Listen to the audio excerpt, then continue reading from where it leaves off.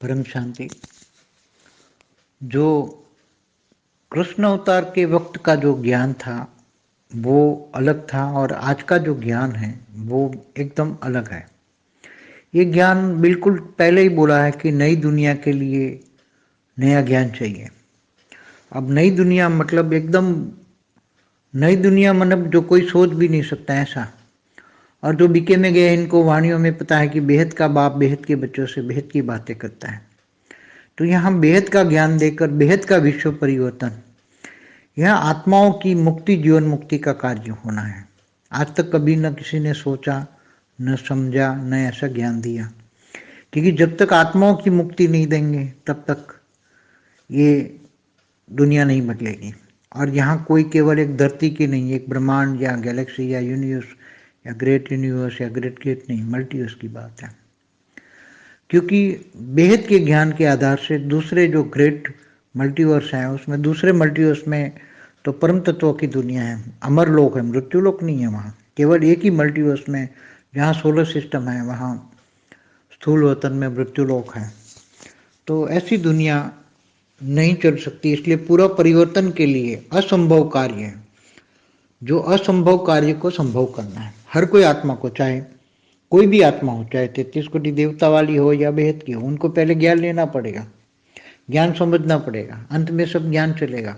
अंत में सभी दुनिया की हर चैनलों में अंत में ज्ञान चलेगा, केवल ज्ञान ही होगा हर जगह।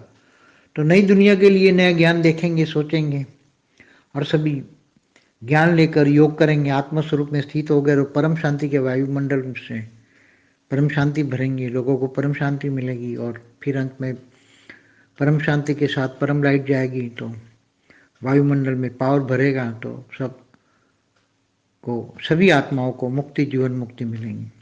पहले भारत में परम शांति डालेंगे, फिर धीरे धीरे भारत में ही मुक्ति, जीवन मुक्ति का कार्य चलेगा, फिर पूरी धरती पर चलेगा, फिर धीरे धीरे पूरे ब्रह्मांड में, फिर गैलेक्सी, यूनिवर्स, फिर मल्टीवर्स में चलेगा। तो ये बिल्कुल नई दुनिया के लिए नया ज्ञान है। कृष्ण अवतार में तो ज्ञान था ही नहीं, कृष्ण अवतार में तो ज्ञान था ही नहीं, इसलिए नई दुनिया, पूरी नई दुनिया बनाना है। और ये ज्ञान जो असंभव कार्य है, असंभव कार्य क्या है? आत्मस्वरूप में स्थित होकर परम शांति के वाइब्रेशन फैलाना। और ये भी गर्भ गृहस्थ में रहकर, यहाँ गृहस्थाश्रम हमेशा श्रेष्ठ बना है। गर्भ गृहस्थ वाली आत्मा ही गर्भ गृहस्थ में बैठकर कर्मयोगी बन के ये कार्य करेगी। तो बेहद की आत्मा हो चाहे 33 कोटि वाली हो, उनको ज्ञान तो पहले ही सब्जेक्ट है, ज्ञान पहले ज्ञान लेना पड़ेगा। बेहद का ज्ञान, बेहद के विश्व का ज्ञान पहला सब्जेक्ट है, ज्ञान बेहद का ज्ञान, बेहद का परम ज्ञान लेकर योग लगाएंगे और योग बल से परम शांति के वाइब्रेशन फैला के सभी आत्माओं को मुक्ति, जीवन मुक्ति देंगे। इसलिए ये ज्ञान मार्ग है। ये कृष्ण अवतार में ये ज्ञान नहीं था, इस बार नया ज्ञान है। नया ज्ञान सोचा, वो समझा, ये नया ज्ञान उतारने में बहुत मेहनत लगी। जो हमेशा जो अवतार होते हैं वो निराकारी, आकारी और साकारी तीनों होते हैं। तो साकार में जो आता है वो साकार, तो वो पूरा सृष्टि का ऑब्जर्वेशन, पहली बार ही तो ऑलमाइटी अथॉरिटी का साकारी रूप धरती पर आया हुआ है और खुद ऑब्जर्व करके ज्ञान को धरती पर उतार के विश्व परिवर्तन का कौन सा क्या कार्य करना चाहिए, तो विश्व परिवर्तन, समग्र मल्टीवर्स को बदलना है, मृत्युलोक नहीं बनाना है, मृत्युलोक को अमरलोक बनाना है, हमेशा परम लाइट की दुनिया बनानी है। कहीं भी कभी भी मृत्युलोक ना बने, अविनाशी अमरलोक बनाना है पूरे मल्टीवर्स को। तो सारा ज्ञान, बेहद का ज्ञान दिया, बेहद का ज्ञान, बेहद की परिवर्तन की प्रोसेस, बेहद का विश्व परिवर्तन, बेहद का महाविश्व परिवर्तन। इसलिए ये बिल्कुल नई बात है। नई बात समझ में आना सबकी धीरे धीरे समझ में आएगा, धीरे धीरे ज्ञान बढ़ेगा। अंतिम समय ऐसा आएगा लोग ज्ञान के पीछे भागेंगे। ज्ञान ही अल्टीमेट होगा, ज्ञान के बिना कुछ नहीं होगा, ज्ञान के बिना कोई आत्मा कुछ नहीं कर पाएगी। और कृष्ण अवतार में तो जो असुर थे, कृष्ण ने जो छल कपट किया, थोड़े ऐसे छलिए थोड़े थे, छल कपट तो कृष्ण ने किए, मगर ऐसी छल कपट वाले असुरों के साथ छल कपट करना ही पड़ता है। इसलिए कृष्ण ने कहा था कि जैसे के तात ऐसा करना ही पड़ता है। गीता ज्ञान भी दिया है कि जैसे के तात ऐसा करना ही पड़ता है।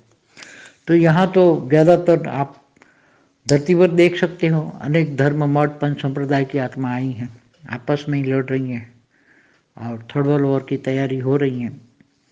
तो परम शांति के वाइब्रेशन धीरे धीरे नहीं फैलाएंगे तो थर्ड वर्ल्ड वॉर हुआ तो क्या हालत होगी, ये सोच सकते हैं। परमाणु बम फटेंगे तो क्या होगा, न्यूक्लियर बम, हाइड्रोजन बम फटेंगे तो क्या होगा। तो आत्मा तो रहेगी, आत्मा फिर क्या हालत होगी, आत्माओं की हालत क्या होगी, आत्मा जब मरती हैं तो क्या हालत होगी। इसलिए इनसे पहले धीरे धीरे परिवर्तन की प्रोसेस पूरी कर देंगे, धीरे धीरे हो जाएगा सब। ये सब थर्ड वर्ल्ड वॉर की आहट देखेंगे, सब ज्ञान ढूंढेंगे बचने के लिए, सब परिवर्तन करेंगे, सब अच्छा होगा, बहुत बढ़िया होगा। हमारे लिए तो अकल्याण में भी कल्याण है, जो होता है अकल्याण, अकल्याण में भी कल्याण है। कोरोना सबको जगा के गया, चेतना थोड़ी सबकी जगाई। अब आगे चलकर जो परिस्थिति आने वाली है, सब परिस्थिति सबको जगाएगी। अब समय समय सबका टीचर बनेगा, समय सबको जगाएगा, समय सबका टीचर बनेगा और समय सबको ज्ञान की ओर लाएगा, खींच के लाएगा और सब ज्ञान की ओर भागेंगे, योग करेंगे और स्व परिवर्तन करेंगे। आज तक जो भी कभी भी कार्य नहीं हुआ, असंभव कार्य वो करना है। मतलब कि ब्रह्मांड तो चलते रहते थे हमेशा, ब्रह्मांडों में अर्ध प्रलय, प्रलय, कल्प प्रलय, महाकल्प प्रलय, महाकाल प्रलय, सब ब्रह्मांड महाब्रह्मांड सब होता रहता था। तो प्रतिपल अनंत आनंद ब्रह्मांड बनते थे, बिगड़ते थे। मगर अभी न ब्रह्मांड रहेगा, न महाब्रह्मांड रहेगा, न परम महाब्रह्मांड रहेगा। G7 तक तो सब मुक्त हो जाएंगे। पूरे मल्टीवर्स में केवल 10% आत्मा ही, जो G8 से G17 तक आत्मा है, जो पावरफुल आत्मा है, वही बचेगी, मतलब जीवन मुक्ति में जाएगी। बाकी तो सब आत्माएं मुक्त हो जाएगी। इसलिए पूरा मल्टीवर्स बदलने का प्लान है। इसलिए पूरा मल्टीवर्स आज तक न कभी किसी ने सोचा था, पूरा मल्टीवर्स कब से गिर गया है, तो अभी न कभी किसी ने सोचा, न ऐसा कोई प्लान बनाया, कोई सोच भी नहीं सकता।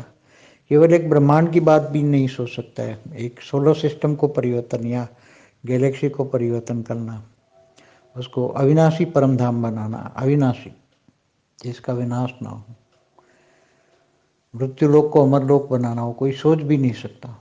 तत्वों को परिवर्तन करना, 5 तत्वों को परिवर्तन करना, क्योंकि आज तक हमेशा धरती पर या ब्रह्मांड में या महाब्रह्मांड में यही होता रहा है। अर्ध प्रलय, प्रलय, कल्प प्रलय, महाकल्प प्रलय, फिर ब्रह्मांड बनाएंगे, सर्जन, ब्रह्मांडों का भी सर्जन विसर्जन होता रहता है। महाशिव की एक पल में अनंत आनंद ब्रह्मांड बनते हैं, बिगड़ते रहते हैं। इसलिए महाकाल प्रलय भी होता है। महाशिव महाकाल बन के अनंत कोटि ब्रह्मांडों को अपने रोम रोम में समा लेता है। तो ये महाकाल प्रलय होते रहते हैं। फिर यूनिवर्स का भी प्रलय होता है, ग्रेट यूनिवर्स का भी प्रलय होता है, पूरे मल्टीवर्स का भी प्रलय होता है। तो ये सब प्रलय चलते रहते हैं। प्रलय अभी नया सा प्रलय आएगा, सब हमेशा अविनाशी अमर लोक बन जाएगा पूरा मल्टीवर्स। इसलिए ये ऐसा कभी न किसी ने ज्ञान दिया, न सोचा, न समझा, न कभी हुआ, किसी ने किया। इसलिए ये नई दुनिया है के लिए नया ज्ञान है, बिल्कुल नया ज्ञान है। और असंभव कार्य दुनिया को समझ में नहीं आएगा, उनको असंभव कार्य लगेगा। मगर बाद में धीरे धीरे लोग ज्ञान में उठते जाएंगे, जागते जाएंगे, आत्मस्वरूप बनेंगे, आत्मस्वरूप की अनुभूति करेंगे और परम शांति के वाइब्रेशन जाएंगे। तो परम शांति के वाइब्रेशन से पूरी दुनिया का वाइब्रेशन बदल जाएगा, सब बदल जाएगा। बदलते हुए नज़ारे देखेंगे योग बल से, तब सब जाग जाएंगे। परम शांति।